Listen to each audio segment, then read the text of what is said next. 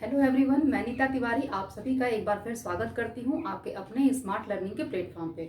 तो जैसे कि बच्चों, आप सभी जानते हैं कि हम लोग गुप्ता डायनेस्टी के बारे में पढ़ रहे हैं, गुप्त राजवंश, है ना। और आज हम लोग स्कंद गुप्त के बारे में पढ़ेंगे। ठीक है, कल हमने कुमार गुप्त के बारे में पढ़ा था, है ना। कल के वीडियो में हमने पढ़ा था और आप लोगों ने वीडियो देख लिया होगा, ऐसी मुझे उम्मीद है। और यदि वीडियो नहीं देखी है तो प्लीज़ मैं आपसे कहूँगी कि वीडियो को जरूर देखिएगा, ठीक है ना। तभी तो आपको समझ में आएगा ना, ठीक है, इसकी जो कि कौन कौन से जो गुप्त वंश के जो शासक हुए वो कौन कौन से हुए, ठीक है ना। तो इसलिए वीडियो को जरूर देखिएगा, सभी वीडियोस को देखिएगा, ठीक है। तो चलिए आज हम स्कंद गुप्त के बारे में पढ़ेंगे, ठीक है।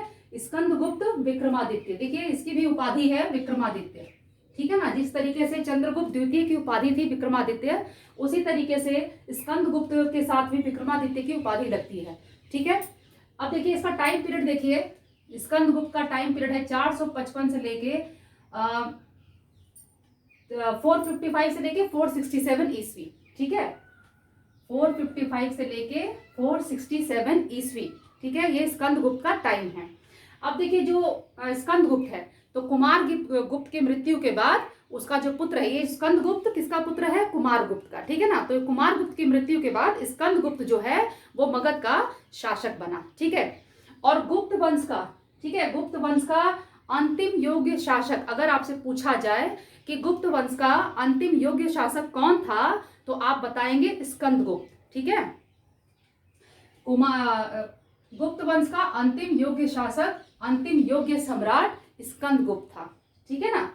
अब देखिए स्कंदगुप्त के शासनकाल के समय में ही हुणों का आक्रमण हुआ था भारत पर, ठीक है। इसी के समय पर हुणों का आक्रमण जो है वो भारत पर हुआ था और उसने हुणों को पराजित किया था, ठीक है।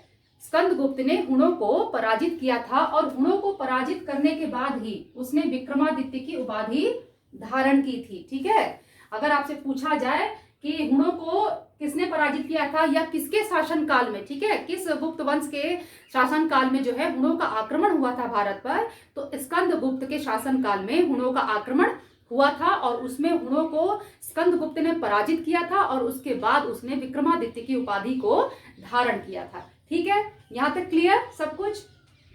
अब नेक्स्ट देखिए कि कहोम अभिलेख में, ठीक है, कहोम अभिलेख में इसकी एक और उपाधि शक्रादित्य मिलती है, ठीक है। कहोम अभिलेख में स्कंदगुप्त की एक और उपाधि मिलती है शक्रादित्य, ठीक है। देख लीजिए कहोम अभिलेख में इसकी एक और उपाधि मिलती है शक्रादित्य, ठीक है। अब इसके बाद देखिए, इसके बाद जब स्कंदगुप्त के बाद धीरे धीरे गुप्त वंश का जो है ना वो पतन होने लगा, डिक्लाइन होने लगा गुप्त वंश, ठीक है। क्योंकि आगे के जो भी शासक हुए वो इतने ज्यादा जो क्या बोलते हैं शक्तिशाली नहीं हुए, ठीक है ना।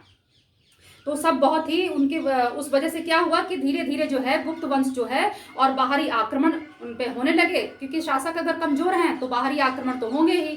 तो धीरे धीरे जो है गुप्त वंश का जो है धीरे धीरे पतन होने लगा, ठीक है। इसके बाद जो है आपका गुप्त वंश के बाद मतलब स्कंदगुप्त के बाद जो इसके शासक हुए उसमें पुरुगुप्त, बुद्धगुप्त, भानुगुप्त, ये सब आदि जो शासक हैं ये सब हुए थे, ठीक है, स्कंदगुप्त के बाद। लेकिन अंतिम शासक, ठीक है ना, अगर आपसे पूछा जाए कि गुप्त वंश का अंतिम शासक कौन था, ठीक है, तो देखिए गुप्त वंश का अंतिम योग्य शासक, अंतिम योग्य सम्राट स्कंदगुप्त था। और यदि आपसे पूछा जाए कि गुप्त वंश का अंतिम शासक कौन था, तो विष्णुगुप्त था, ठीक है। कौन था? विष्णुगुप्त, विष्णुगुप्त, ठीक है, अंतिम शासक था ये, अंतिम शासक, क्लियर। विष्णुगुप्त जो था वो गुप्त डायनेस्टी का, गुप्ता डायनेस्टी का अंतिम शासक था, ठीक है ना, अंतिम सम्राट था, ठीक है। यहां तक सब कुछ क्लियर आपको, ये इतना ही है। इसके बाद अब हम लोग आगे जो है गुप्त वंश को, जैसा कि आप सभी जानते हैं कि गुप्ता पीरियड को भारतीय इतिहास का गोल्डन एरा कहा जाता है ना, स्वर्णिम काल कहा जाता है। तो उसके बारे में अब हम पढ़ते हैं कि आखिर ऐसी क्या वजह थी कि जो गुप्ता पीरियड है, ठीक है ना, गुप्ता जो पीरियड है उसको भारतीय इतिहास का स्वर्णिम काल क्यों कहा जाता है, गोल्डन एरा इसे क्यों कहा जाता है, ऐसी क्या खास बात थी, ठीक है ना, गुप्ता पीरियड में। तो आइए अब हम उसको पढ़ते हैं, उसको देखते हैं, समझते हैं, ठीक है। चलिए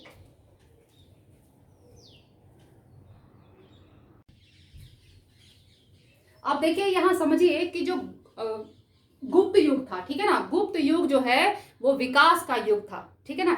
बहुत सारे हर एक क्षेत्रों में, ठीक है ना, हर क्षेत्रों में जो है इसमें गुप्ता पीरियड में विकास हुआ, ठीक है। तो इसलिए इसे स्वर्णिम काल कहा जाता है, भारतीय इतिहास का स्वर्णिम काल कहा जाता है। तो आइए अब देखते हैं, थोड़ा थोड़ा करके इसको हम लोग समझते हैं, ठीक है। तो सबसे पहले देखिए कि कृषि के क्षेत्र में उन्नति, गुप्ता पीरियड में कृषि के क्षेत्र में बहुत उन्नति हुई, ठीक है, जिसमें कि जितना अनाज होता है ना, गेहूं, चावल, ज्वार, बाजरा, ऐसे बहुत सारे अनाज और विभिन्न तरह के जो मसाले हैं उनकी बहुत पैदावार हुई, ठीक है ना।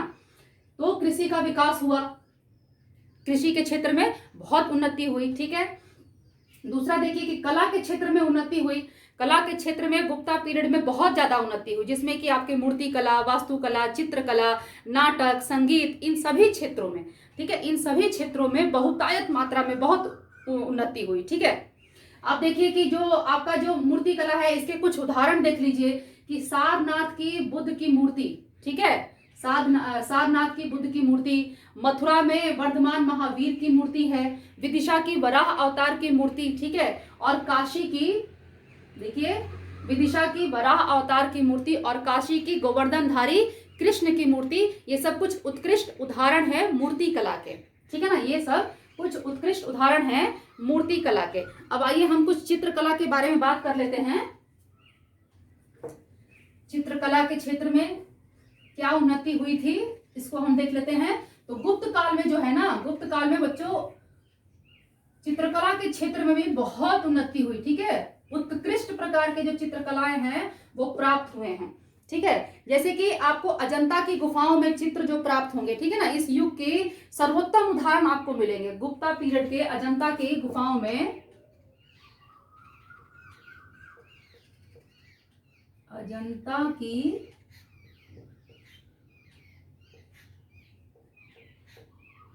गुफाओं में चित्रकारी के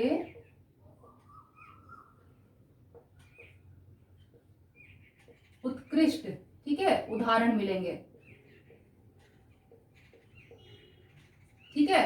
अजंता की गुफाओं में चित्रकारी के आपको उत्कृष्ट उदाहरण देखने को मिलेंगे। अब जो चित्र थे ना उनके विषय 3 प्रकार के होते थे, ठीक है। जो चित्र होते थे गुप्ता पीरियड में वो 3 प्रकार के विषय होते थे। चित्रों के विषय 3 प्रकार के होते थे, ठीक है, क्लियर। जैसे कि इसमें देखिए, समझिएगा कि पहले प्रकार में किस चीज की बनती थी, तो जो पेड़ पौधे, पशु पक्षी, इनके चित्र बनाए जाते थे, ठीक है ना। पशु पक्षी के, पेड़ पौधों के, इनके चित्र जो है वो, जो इनका जो पहला विषय था, चित्रकारी का जो पहला विषय था उसमें पशु पक्षी, ठीक है, पशु पक्षी, पेड़ पौधे, इनके चित्र जो हैं वो बनाए जाते थे, ठीक है। और दूसरे प्रकार में मनुष्य, ठीक है, मनुष्य के चित्र बनाए जाते थे। और तीसरे प्रकार में जो जातक कथाएं हैं, ठीक है ना, उनके चित्र बनाए जाते थे, ठीक है। तीसरे में जातक कथाओं के चित्र, ठीक है, क्लियर। तो देखिए जो चित्र मिलते हैं अजंता की गुफाओं में, जो चित्र मिलते हैं उनके 3 विषय हमें मिलते हैं, ठीक है ना। पहले विषय में क्या है, पहले विषय में पशु पक्षी और पेड़ पौधों के चित्र बनाए जाते थे, ठीक है, क्लियर। दूसरे विषय में मनुष्यों के चित्र बनाए जाते थे और तीसरे विषय में जातक कथाओं के चित्र हमें प्राप्त होते हैं, ठीक है। अब आइए हम बात करते हैं वास्तुकला की। वास्तुकला के अंतर्गत जो है देखिए बहुत सारे मंदिरों का निर्माण जो है, चैत्यों का, विहार का, स्तूप का निर्माण जो है इस समय में गुप्ता पीरियड में किया गया, ठीक है। जिसमें कि देवगढ़ का जो दशावतार मंदिर है आप लोगों ने पढ़ा होगा और सुना होगा।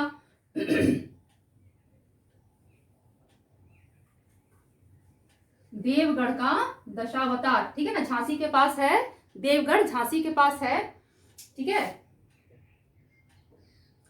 तो देवगढ़ का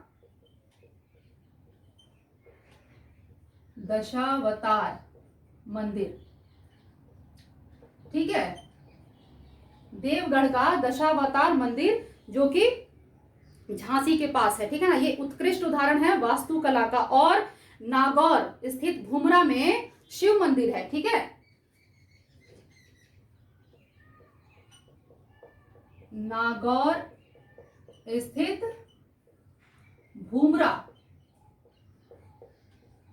भूमरा में शिव मंदिर, ठीक है, शिव मंदिर। ये उत्कृष्ट उदाहरण है वास्तुकला के, उत्कृष्ट उदाहरण है। नागौर कहाँ है? राजस्थान में है, ठीक है, राजस्थान। नागौर कहाँ है? राजस्थान में है। और देवगढ़ कहाँ है? झांसी में है, ठीक है। तो ये जो है ये कुछ वास्तुकला के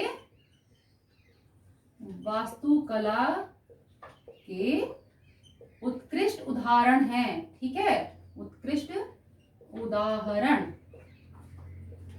तो ये कुछ ऐसे चीजें थी, ऐसे विकास थे कृषि के क्षेत्र में, विकास, मूर्ति कला, वास्तुकला, संगीत, नाटक, मतलब हर एक क्षेत्र में जो गुप्ता पीरियड था ना, ये अपनी उन्नति पर था, ठीक है ना, अपनी उन्नति पर था। इसलिए जो गुप्ता पीरियड है, ठीक है, उसे जो भारतीय इतिहास का स्वर्णिम काल कहा जाता है, ठीक है।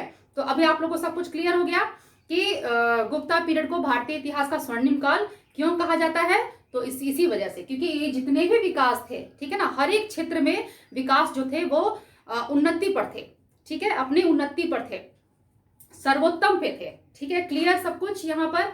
तो यहाँ पर हमारा जो है अभी हमने पढ़ लिया कि स्कंदगुप्त के बारे में, जो अंतिम योग्य सम्राट था गुप्त वंश का। और अंतिम सम्राट कौन था?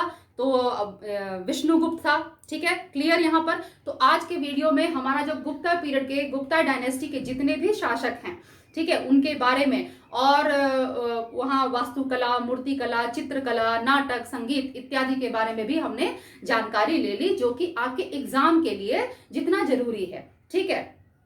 अब आगे जो है नेक्स्ट वीडियो में हम लोग क्या पढ़ेंगे? नेक्स्ट वीडियो में अभी बहुत इंपॉर्टेंट चीज है गुप्ता पीरियड का, वो है इनके क्वाइंस, ठीक है, जिन्हें ये दिनार कहते थे, ठीक है। अब दिनार जो है ये किस भाषा से लिया गया शब्द है, ठीक है, देखिए दिनार जो है ये अपने क्वाइंस को दिनार कहते थे। और दिनार जो है ये लैटिन भाषा से लिया गया शब्द है, ठीक है, लैटिन भाषा से लिया गया ये शब्द है दिनार, ठीक है। तो अब जितने भी शासक हुए, ठीक है, इन्होंने कौन कौन से क्वाइंस चलाए, ठीक है, उनके बारे में हम लोग अब नेक्स्ट वीडियो में पढ़ेंगे। क्योंकि क्वाइंस इनके बहुत सारे हैं और सभी शासकों ने डिफरेंट डिफरेंट क्वाइंस चलाए हैं, तो उनको भी हमें अच्छी तरीके से क्लियर करके समझना जरूरी है। इसलिए आज के वीडियो में बस हम इतना ही पढ़ेंगे। अगले वीडियो में हम लोग इनके क्वाइंस के बारे में पढ़ेंगे, ठीक है। तब तक अब आप लोग वीडियो को देखिए। वीडियो देखने के बाद आपको पसंद आ जाए तो इसको लाइक कर दीजिए। मेरे चैनल को अगर अभी तक आपने सब्सक्राइब नहीं किया है तो प्लीज मेरे चैनल को सब्सक्राइब कर लीजिए। बेल आइकन को प्रेस करना बिल्कुल भी मत भूलिएगा फ्रेंड्स। और मेरे वीडियो को आप ज्यादा से ज्यादा शेयर भी करिए, ठीक है। तो चलिए, मैं अपना पूरा एफर्ट लगाती हूँ कि मैं आप लोगों को बेहतर ढंग से ये चीजें समझा सकूं। फिर भी अगर आप लोगों को कहीं कुछ डाउट रहता है, कुछ नहीं क्लियर होता है, तो प्लीज आप लोग मुझे कमेंट भी जरूर करिए, ठीक है। तो चलिए, अब आप लोग वीडियो देखिए, पढ़ते रहिए, अपने एग्जाम की तैयारी कीजिए, खुश रहिए, मुस्कुराते रहिए। हम लोग फिर मिलेंगे, तब तक के लिए बाय बाय।